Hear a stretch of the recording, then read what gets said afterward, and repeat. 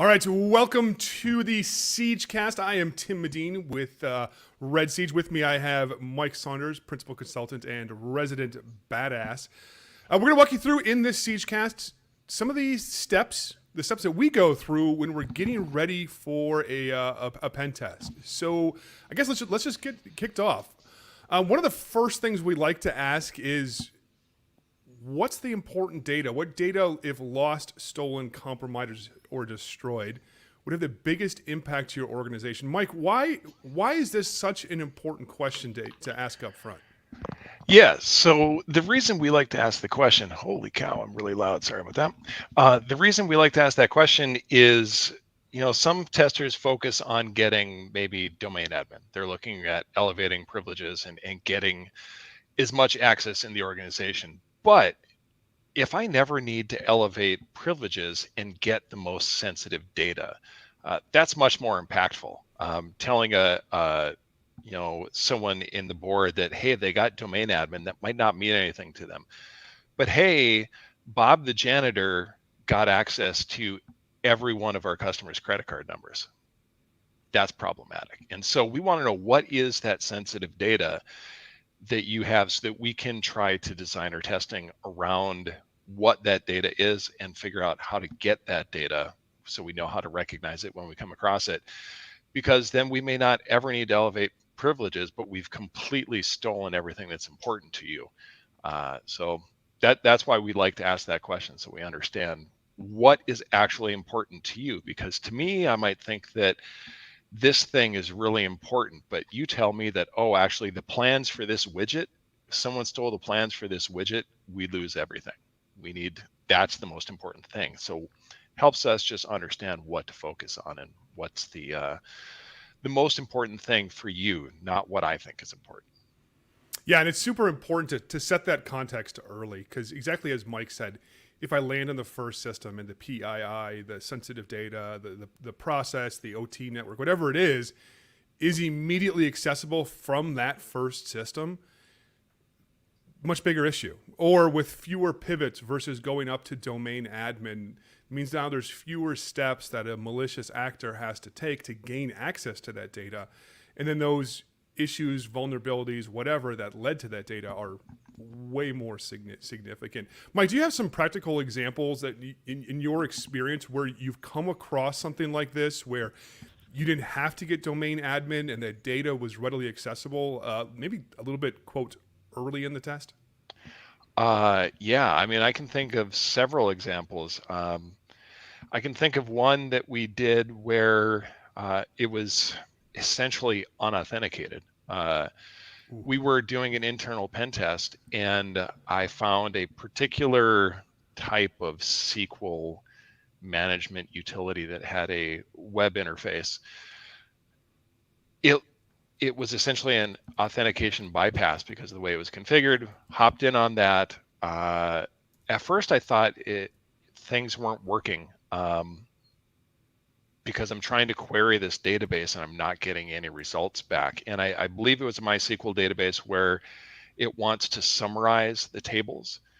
So to do that, it has to do a count of all the records. And so it kept breaking until we turned off that piece. So we got in through this web interface, stole the MySQL database credentials, I should say, connected to the database with those credentials, thought it was timing out, thought something was wrong. Then we turned off that summary and found like this customer who collected security logs for customers, and many tens of millions of lines of data of security events of customer data that was sitting in this database that essentially was unauthenticated access. Fortunately, it was internal, but we found that on essentially day one of the test. Other instances where, if you think of like an assumed breach model, we're sitting on a Windows workstation, start looking through file shares and like finding all of the bank statements that are generated for customers with account numbers, all their PII balances, like finding those kinds of things without requiring any exploitation, not requiring any elevation of privilege, not requiring any other pieces, just like, hey, there was no authentication or just our default credentials, and there's the data. Yeah, I've had multiple cases myself where similar type of situation, land on a system, start from that system. One example I can think of is it was a financial institution, and users were, my guess, is trying to figure out great ways or a simpler way, maybe the right way to word it, to share information amongst themselves. So they were just setting up their own file shares on their own PCs. And of course, they weren't following the security practices and procedures to do that. They just wanted to share to work. And of course, never cleaned some of that up. It's always important to understand this because it changes the context of the entire test. Another scenario here, or real life situation, is I was doing a test for an organization, and they're like a you can think of it like an Amazon but for tools. And I didn't ask this question, and this is where I learned this very strongly. I didn't ask this question. I was the expert in the room. I knew what I was doing. I was quite junior at that point in time, and I was frankly overconfident. And one of the senior folks at the target organization came over to me and told me, hey, the important data for us. And in my mind, I'm running through all the things that I know are going to be important. It's going to be, client information, of course, billing information, what you're shipping to whom. And the person came back and surprised me with the answer of the most important thing to them was the price they're selling these things for. And I was running through my head a bunch of sarcastic answers, honestly, thinking like, well, of course, it's on the internet. Anybody can access this. And this gentleman, seeing my confused face, which thank goodness it was just my filter kicking in, but it told me, he's like, hey, if another organization, a competitor, can get the price at which we sell things for, they can sell the exact same things for 1 cent less, and we're out of business because they're going through the buyers, and they're trying to buy, let's say, a bolt, thousands and thousands of bolts, and it's probably the same manufacturer. If it meets the same specs, why do I care where I get this bolt from? And honestly, this changed my perspective forever because during that pen test, Frank, relatively early on in the test, we came across that information, and I didn't ask the question, but if they hadn't told me, I would have frankly ignored everything that led me there. And instead it changed the context and the severity of all the vulnerabilities that led there. So share that information. If you're the one getting the pen test and the pen testers aren't asking, make sure that you level set or find new pen testers. But the goals and the reason for the pen test are they're just super important. Otherwise, it's just cool hacking game, but you've got to focus on that organizational risk. I would say to add on to go that, ahead, Tim, yes. just before you go, from a tester perspective, you may know what the sensitive information is. Maybe they tell you, oh, it's customer data is the important thing. The fact that you found customer data isn't necessarily a finding, because it's also the context of who you're testing as. If we're thinking of like an assumed breach test, and I am someone in customer service, I should be expected to be able to see a certain amount of information. But maybe I shouldn't be able to see these kinds of records about a customer. If I'm someone that's over in, I don't know, some completely unrelated department, I may not need any access to customer data. So then if I have that customer data access to it, it's a finding. So from a tester, knowing what's important, but also for your test, what is expected for you to be able to get access to is huge. Yeah, great point. And sort of piggybacking off of that to understand some of the whys here. Why is it important to ask why they're doing the test and the reasons behind it? And frankly, what are some of the common reasons we see that people are getting pen tests these days? So we ask that question and we get different responses depending on, who's coming to us. Sometimes it's PCI. PCI says we have to have a test And PCI doesn't really say what the test has to be, just you have to do a test. And so some people just want, oh, we did the external and that checks the box. Some people want to go that extra mile and they want to do more authenticated tests, but it may also be that, this particular for banking, banking has certain requirements like GLBA and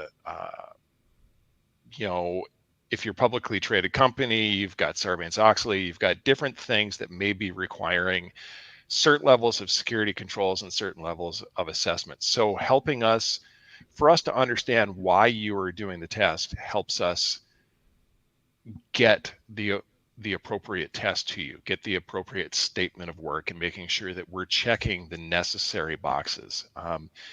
If your controls framework requires this kind of testing, we want to make sure that we cover that kind of testing with that kind of reporting, so that we don't get done with the engagement and then your auditor looks at a report and goes like, well, this doesn't work. Yeah. And be like, well, hey guys, what did we hire you for? This didn't meet the requirement.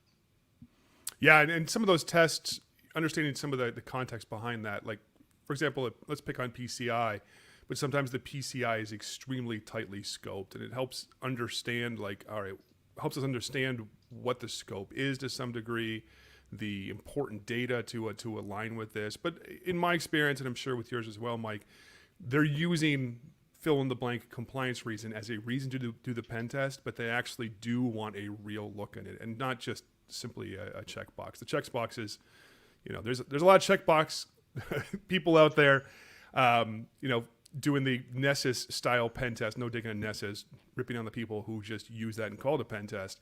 But if you want that good look, it is still important to understand that, because it does change some of the context. And to Mike's point, it does mean that, hey, these are some of the guidelines, some of the findings that we really do need to dig into, so that it does align with the testing and the audit requirements related to any sort of compliance or certification. Yeah. So let's jump into the types of tests. This is a much broader question, but this is a question, of course, very early in the type of assessment. Very broad question here, but what are you most commonly seeing as the high value type of test? Pick a couple of them there. Sure. So I think the ones that people come to us the most often lately is web app testing. So they're going to want us to do a test on one or more web apps. Almost always those are authenticated. We do have some unauthenticated web app testing, but most of the time people want us to log into those applications with multiple different roles, looking for those horizontal privilege escalation from like user to admin, but also lateral privilege escalation, like user in company A to user in company B escalation. So looking at web apps, that is probably one of the big ones. I don't know the percentage of the tests that we're doing, but it's a good chunk of the tests that we're doing.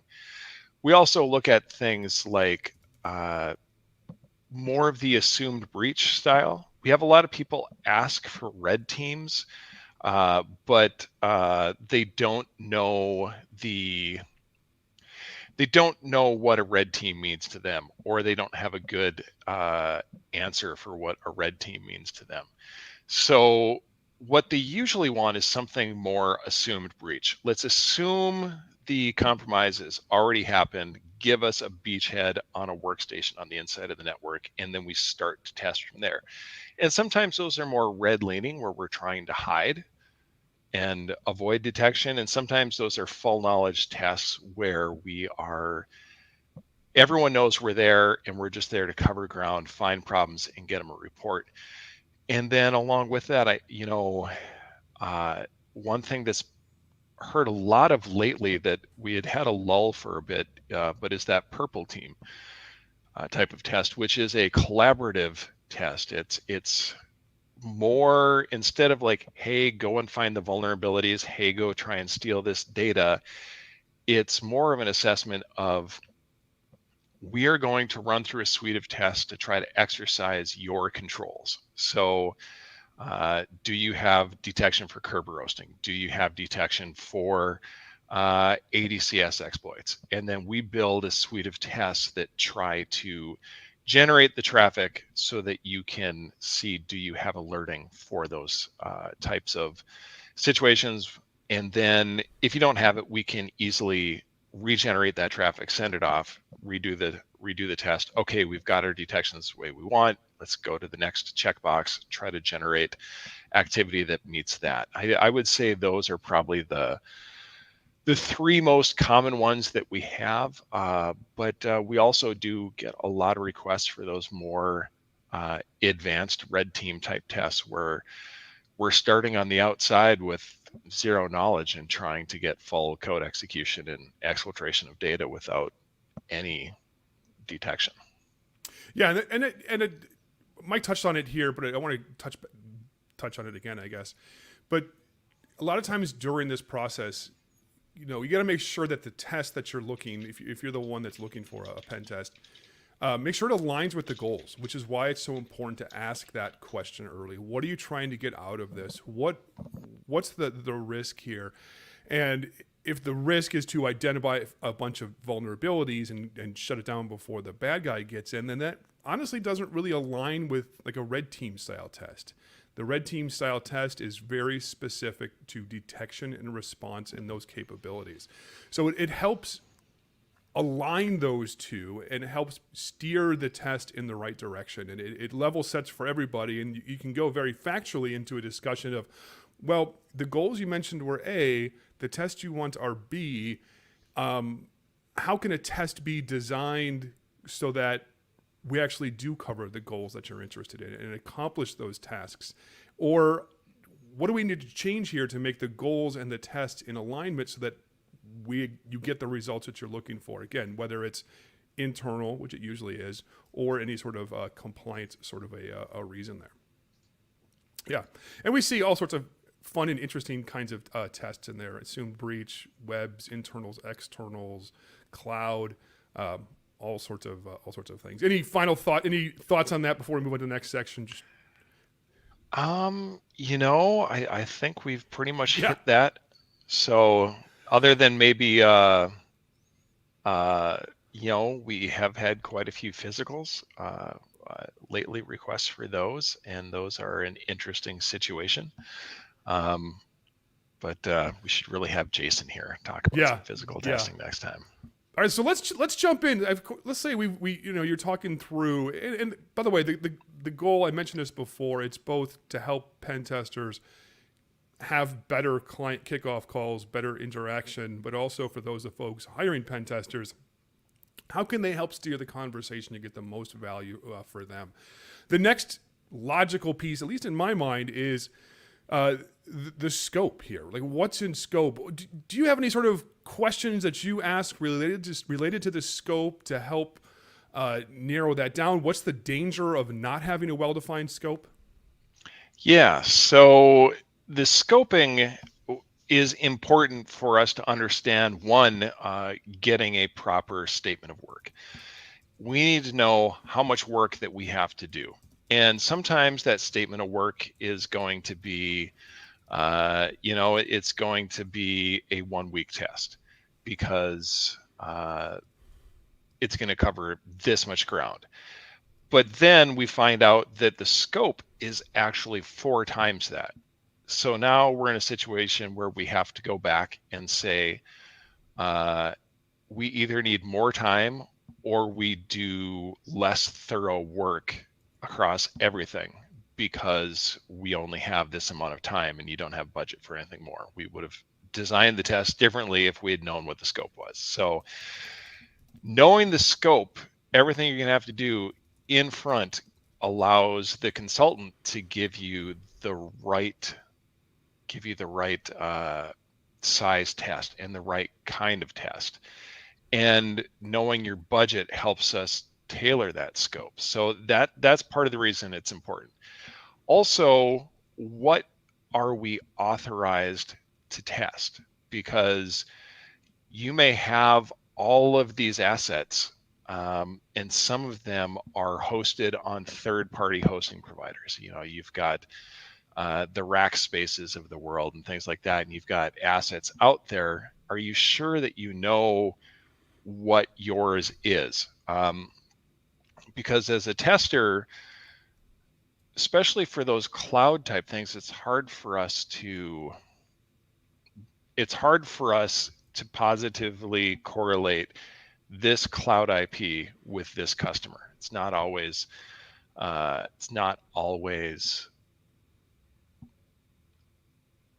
accurate. Yeah. And as a tester, it's important for us to make sure that we're authorized to test the things that we're hitting, because the only difference between what we do and what criminals are doing on a daily basis is a signed statement of work that says that we're authorized to do this. Permission. Like, if you don't have permission, it's a felony, or it can be.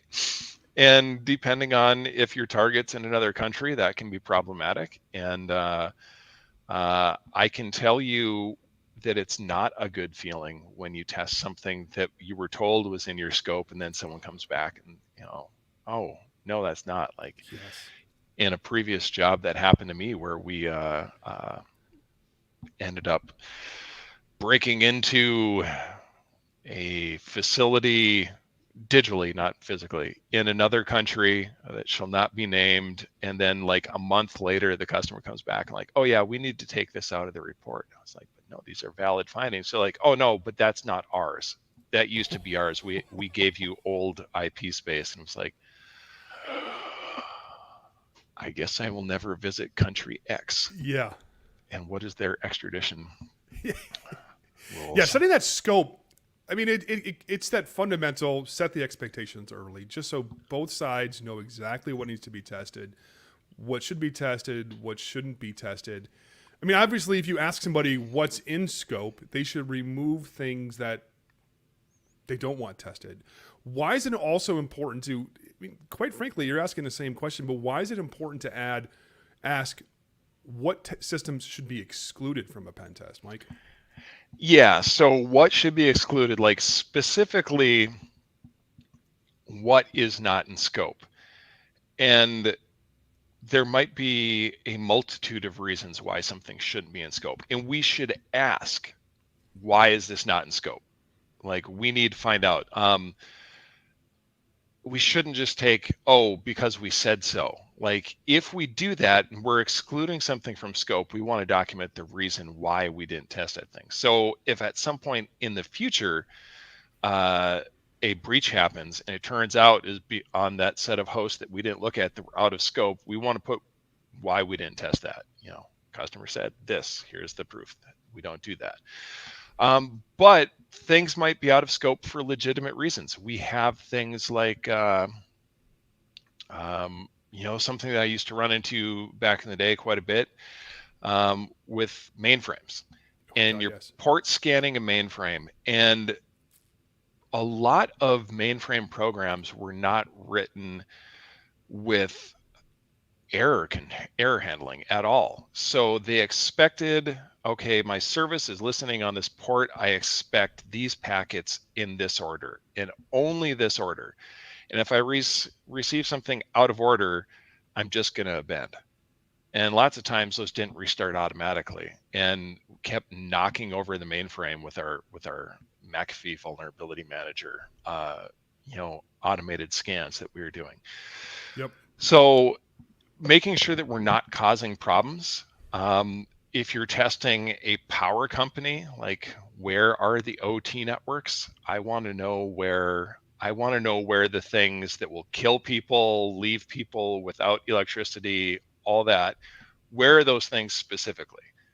And I want to make sure I don't want to touch those. Or if we are going to touch them, that we have very strict parameters around how we're going to do that. So knowing what that scope is again important. We have a mutual friend that was doing a pen test, and the customer said, it's fine. These IPs are all firewalled off, but we just need to verify. So go ahead and scan them. And he ran the scan, and there was not a firewall on some OT network. And all of a sudden, several suburbs of a large metropolitan city lost power because of because of a scan. So we don't want to do that. No, definitely want to stay out of the news. Yeah, I mean, it's funny because you asked the question of what's in scope, and they should, by definition, include the things that are out of scope. But I can't tell how many times where I'm like, hey, what's in scope? And they give like, oh, this subnet. Okay, cool. Is there anything on that network that's extremely fragile that we shouldn't test, owned by somebody else, whatever? They're like, oh, yeah, that thing. And you're like, oh, well, thanks for giving us the heads up ahead of time. So it's always good just to double check because the risk, Mike talked about the power outage. It's just too high. None of us, the pen testers, the defenders, frankly, the organization itself is in a better place if something bad happens. In fact, it can work quite negatively for the security program at that organization if there's a big negative impact. It means next year they're not going to be able to do the kind of testing they would like. You know, maybe they don't apply some of the security protections, policies, whatever, and we end up in a worse place just because of that extra care. But one of the things you mentioned here, talked about the rules of engagement and what we're allowed to do during the test. What kind of things do you ask there? What kind of things are allowed? What kind of things do you explicitly discuss beforehand on a test? Yeah, so a couple of things. One, in that rules of engagement, it goes back to the scope. Are things owned by a third party? So because the client may use services from company XYZ, they've got their app hosted there, but company XYZ cannot, the client can't authorize me to test company XYZ. So I don't think we hit that, but I wanted to hit that part, so that they can't grant me authorization to another company. So we need to have that piece in there. But as far as the rules of engagement, what is allowed to do? So the rules of engagement isn't just what's allowed to do, but also what is forbidden. So depending on the type of assessment, there are going to be certain things that we're going to want to do. One of the things that we're going to want to do a lot is password spraying. What we do those on externals, we do those on web, we do those on internals, assume breach, those kinds of things. So what is password spraying approved? And if it is, then what's your password policy? And what is the most restrictive password policy within your group policy? Because with fine-grained password policies, we might be in a situation where admins have they've got 5 failed passwords, but it doesn't automatically reset, where users get 5 failed passwords and it automatically resets after so long. And if we don't know that most restrictive thing, and we may not be able to enumerate it because of permissions within Active Directory, we've now locked out all the admins of the network, which has definitely happened. That's how we found out about that visibility of those fine-grained password policies. The customer wasn't even aware of it. They didn't know that they had this more restrictive policy. So it's good to ask that. But also, are we allowed to do social engineering on a red team? Are we allowed to physically pick up the phone and call their people and social engineer them into clicking on a payload? If physical is in scope, what type of attacks are we allowed to do? Can we take the hinges off the door if you've got hinges on the outside of the building and that's the way to get in? No? Okay, need to make sure of that. But knowing explicitly, like, what is our things that we're allowed to do up front, and what are the things we're absolutely not allowed to do, and what are the things that we're allowed to do if we negotiate, or at least talk to the customer about that ahead of time. Lots of times things that could have a denial of service impact if we were to exploit them. Those are things that we will talk to the customer about. We'll find out that, okay, we have this condition. It could cause a denial of service if it goes wrong. Can we schedule that for 10 o'clock tonight? And then we have people available to restart the service if needed. We don't take production out We're not impacting things during the business day. So try to move those riskier things to the out of business hours window. Yep. I think that answers that question. Yeah, no, absolutely. Yeah, I mean, because we come across that. What about those riskier tests and exploits? What, if anything, is the proper procedure? Is it a maintenance window? Is it off hours? Is that system, frankly, too risky? We've got a great question from Quincy. Is it reasonable for a client who asks about a discovered vulnerability not be exploited for fear of the unintended consequences, even though a real bad guy wouldn't? Honestly, we're limited. So our job as pen testers is to model the real world attackers. And a real attacker would happily take down production systems if it was to their benefit. They would happily, of course, ransomware, which in turn takes them down. And the bad guys are more than happy to send an exploit with a lower likelihood of success, even though it causes a denial of service, crashes the system, crashes the service. There is a trade-off there, and we have to work with the security team. We have to work with the business. The business does not exist to be secure. Security is a function that supports the organization. Like it or not, we can't go around crashing those systems because we feel that this is what needs to be done. Like I did a pen test for an airline a number of years ago. We had a really interesting thing we wanted to exploit.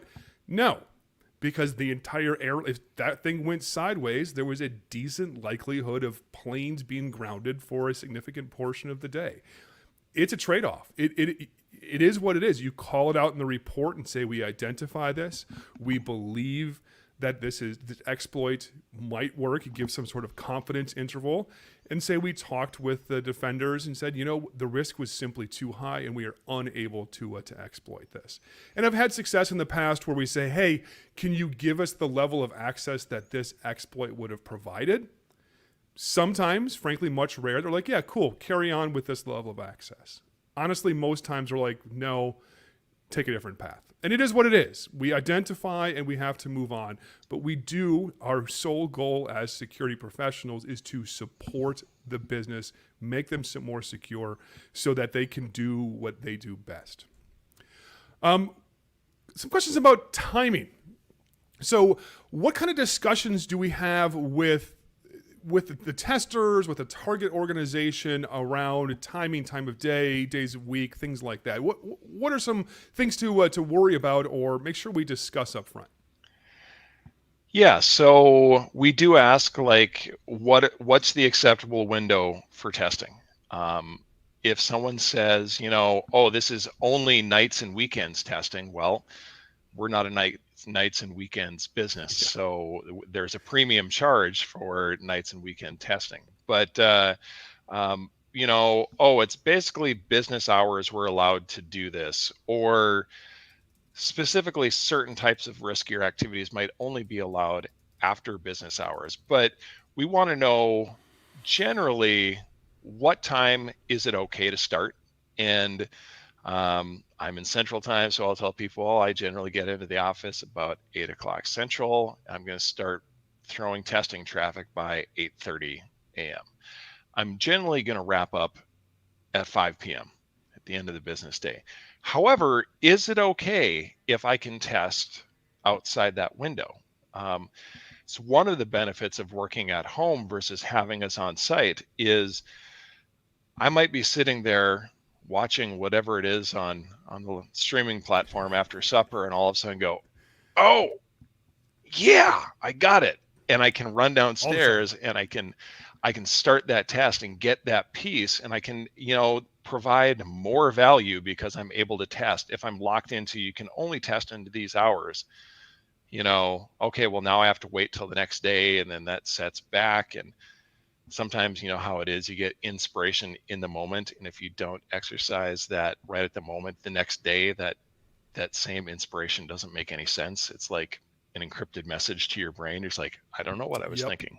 I was thinking something. So, but we do want to find out when it's acceptable, because there's also a trade-off. depending on the type of test, are people having to respond? We were doing more of a red type assume breach test where we hadn't been detected yet, and the contact asked us to not proceed with any testing. It was probably earlier on a Friday, but the client was in Eastern time, so they were already ahead. They were in their lunch break, and he's like, look, if they detect you now, they're going to have to run this to its logical conclusion.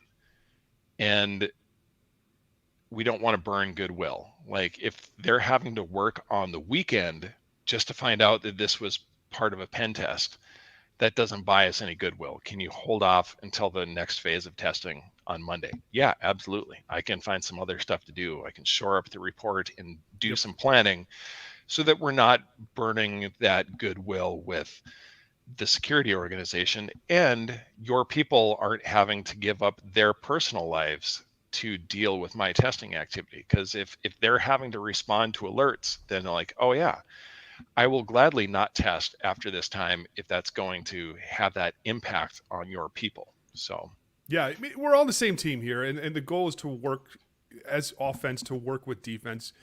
I mean, it sounds just based on the words offense and defense that we're adversarial, but we're not. The goal is to make each other better, to keep the real bad folks out. I've seen similar with some of the tests. They're like, hey, can you run some of these off hours because we want to test our night suck? Are they detecting? Are they responding? But ultimately, it comes down to just set the expectations so that everybody knows up front, hey, this is what we're doing. And there's a discussion around like, hey, end of business day, we've got this 1 hour window where we have to process a bunch of financial transfers. Don't touch anything on this network, whatever. But it just sets that expectation. Everyone's on the same page. And I can't tell you how much, just frankly, just in life, setting those expectations makes just a drastic difference, and frankly just makes the whole interaction much, much better. Kind of related to that is the expectation of how much information is shared with the testers. I hear it a lot. The bad guys aren't going to have this information. Well, what's your take on that? What do you feel? How do you respond when someone says something like that? I think it goes, I don't know if we talked about it, but it goes along with that unannounced versus announced testing. How much information are we going to have? Are we going to have zero knowledge? Well, if I have zero knowledge and it's an unannounced test, I need to do a lot of research ahead of time. I'm spending a lot more time on OSINT. I'm doing a lot of enumeration, trying to figure out like what is happening. However, if you can tell me this is the endpoint security that you have, so we've got CrowdStrike Falcon, and then we've got this kind of, we've got the Falcon console, but then we're also sending things to this, I don't know, whatever the Microsoft 365 SIEM du jour is, I don't know. But if you can tell me more information, I can build the test appropriately. I can prepare for the test. I can spend less time. If I know that I'm going up against CrowdStrike, I can build a payload that will work against CrowdStrike instead of trying to get a payload that works against whatever the thing is. The more information I have, the less time I have to spend gathering information, and the more time I can spend trying to reach the goals of the test. When people don't give us any information at all, I have to spend more time on that information gathering phase and preparation phase, which means I have less time for testing. And that may mean we're not able to reach the goal. Because one of the things is like the assumption that, attackers don't know anything. But attackers know a lot. There's a lot of information that can be gleaned off of the internet through OSINT, through mining DNS records. We can find out things about your infrastructure protection that you have. We can look at things like Glassdoor to understand what's happening in the company, news announcements that are happening. Are there breaches that have happened and breached data sets that are out there that someone could buy? All of that information, there's a lot of information that's available to attackers. And that's just assuming that your attacker is someone outside the organization. We've seen just this year alone a few different instances where the attacker was someone, a disgruntled employee inside the organization. Well, that person's got a lot of knowledge. And if I have no knowledge and you're wanting me to replicate what they're doing, you're kind of like asking for some superhuman feats there. So Yeah. I mean, and there's a trade-off. People say that, and then they're like, no, nothing. And to Mike's point, you might have that employee that was just terminated, frankly, didn't get the raise, the promotion they were looking for. They're upset about something the company has done. You might have an attacker who has spent days, weeks, months, years researching, and they develop some of that information themselves. So the assumption that the attackers have no knowledge is, to a large degree, a flawed line of reasoning. So yes, you can start off with that, but I would suggest relatively quickly moving forward and being like, hey, let me help you honestly be efficient. Because as Mike said, you end up spending a lot of time figuring out information that an attacker might already have. And our goal here, we're working together, the red and the blue are working together here to better the security of the organization. And if there's information that would help with that, I would highly encourage you share that. It just makes things more efficient. Don't be afraid of, well, the pen testers are going to... No, we're on the same team. And if you want to, call it out in the report, like ask for it to be called out, or as the tester, call it out and say, hey, the client contact gave us this information and allowed us to go down their path, but it allowed us to find more and test more. Either find issues that there are issues, or positive findings. Like, hey, we went down this path, we got nowhere, great. Which is also a very valuable part of a pen test there. Yeah, absolutely. And we have gone down that route of documenting those things in the report, because sometimes I think that the mindset of we're not going to give you information comes from a real adversarial us versus them mindset. My job is not to win. My job, I enjoy winning, whatever winning is, getting all the goods. But more importantly, my job is to make sure that you, the client, are better off at the end of the test than you were when I started the test.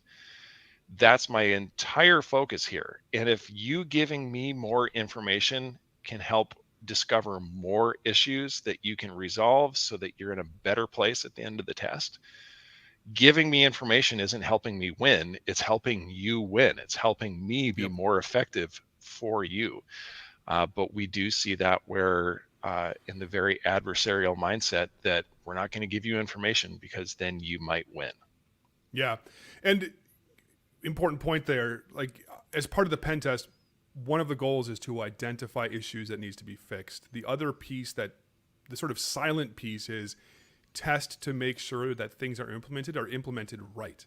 I mean, there's no nice finding, because it's a good thing, that says you did X right, but we also want to test that to make sure that that is absolutely done correctly. And again, and I can't say this enough, we're on the same team here. We're trying to get better, both of us, frankly, us as the testers, but of course the target organization, trying to get better to keep the real bad guys out of the organization.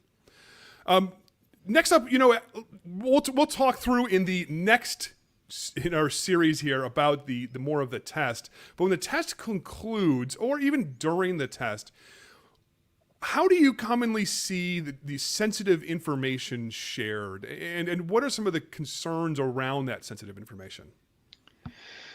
Yeah, so there are multiple ways that information is shared, and some of that depends on the kind of testing.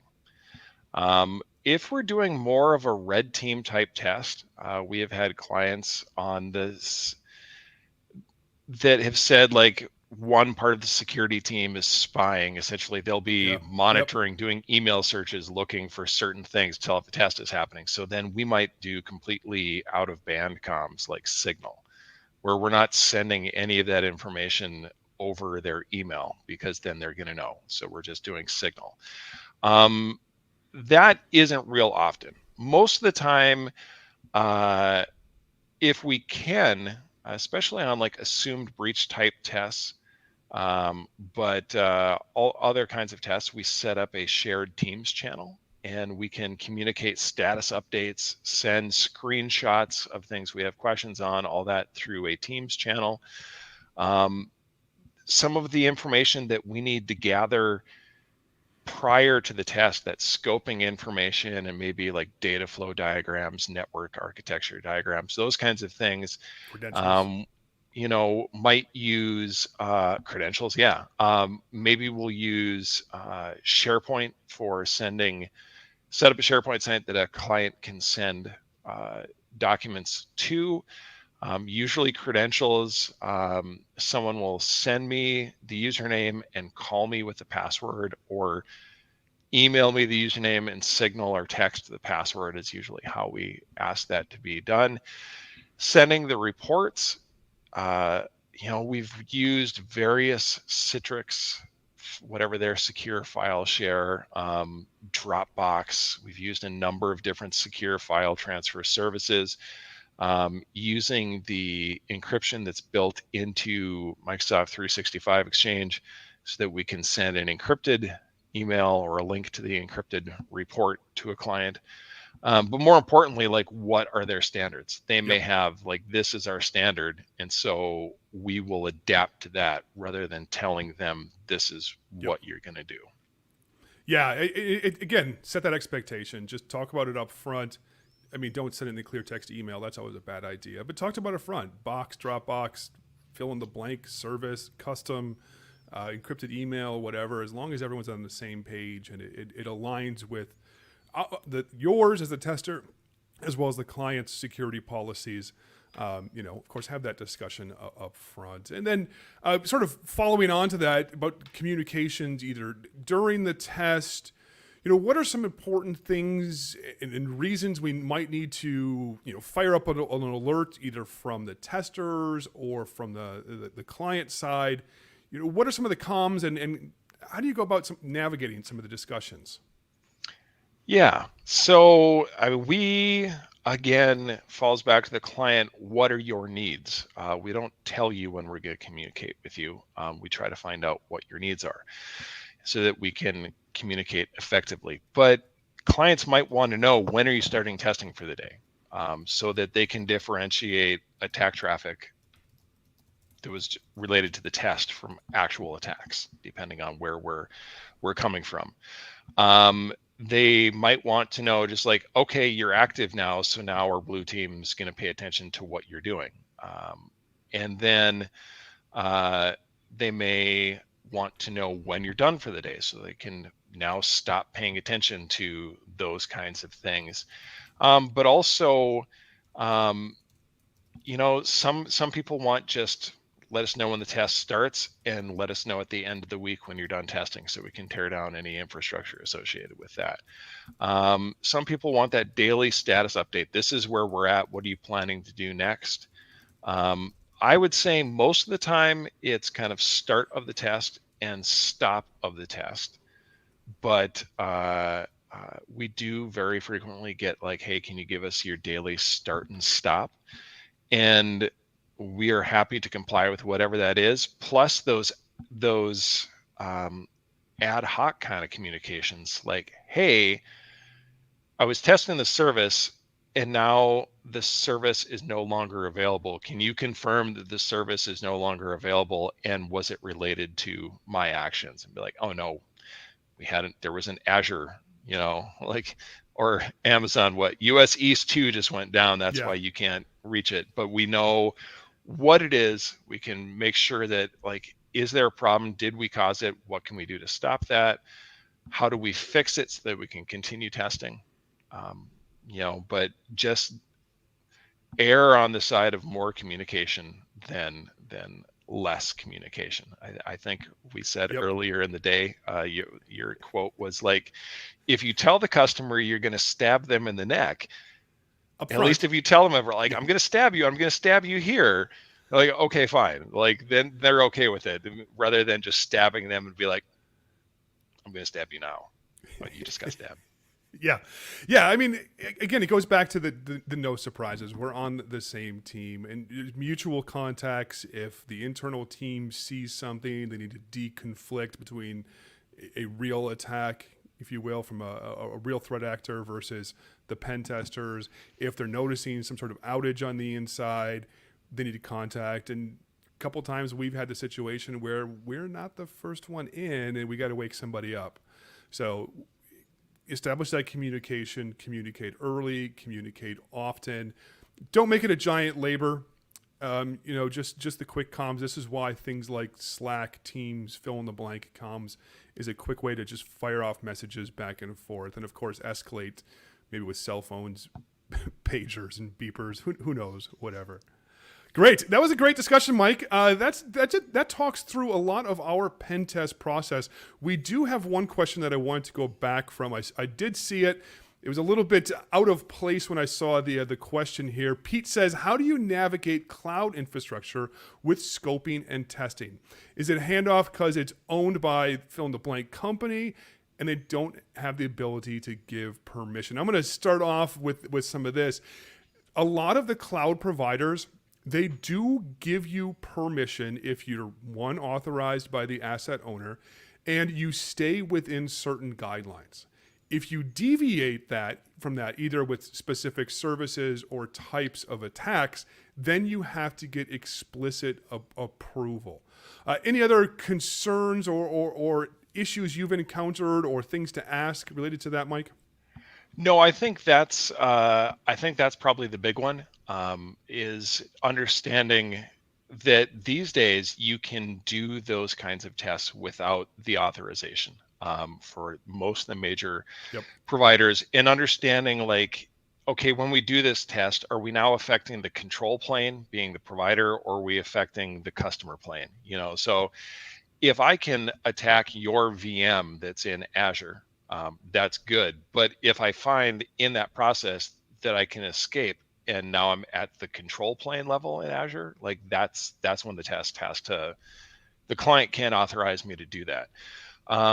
So generally we don't have to worry too much about the authorization side. The scoping side of it can be problematic, especially for things that are more dynamic infrastructure where things get recycled. That comes down to, like, the day of the test, like, can you generate an infrastructure list now? Because we know that in 48 hours that's going to be recycled. And sometimes we need to refresh that multiple times during the test. But I don't think it's I don't think of it as especially different from our internal tests, other than maybe a little less static. Yeah, and the big thing comes if it's Azure, AWS, etc. A lot of the big folks, they have published guidelines. Just quickly take a look at that. And if it's someone that you're new with, this goes back to third-party pen testing. If you don't have permission, you're breaking the law. And with these pre-assigned waivers, or for whatever word you want to call it, you're essentially getting that authorization because your client is authorizing it. If it's someone you've never heard of before, either get that approval, review whatever they have. And if there's a question about going outside of that, better to get the approval first than deal with lawyers on the back end. Again, the upfront comms, way better. This is not a situation where you want to ask forgiveness because lawyers are expensive and, jail time, you don't get paid for that. You get free shirts, but not ideal there. Cool, Mike. Well, that was fantastic. We've got some more great webcasts. You can check us out on YouTube. Feel free, if you've got questions and you want more answers, jump into our Discord, redsiege.com/Discord. Come in there, interact, ask questions. By the way, the more specific your question, the better. The broader questions, it's harder sometimes for folks to answer those. So come in there, interact with us. And if you want to contact us for questions about pen testing, service side, get offensive at redsiege.com or contact at redsiege.com. Heck, email me, tim@redsiege.com. Of course, check us out on the Twitters, Zitter, X, whatever you call it these days, the different links at the bottom.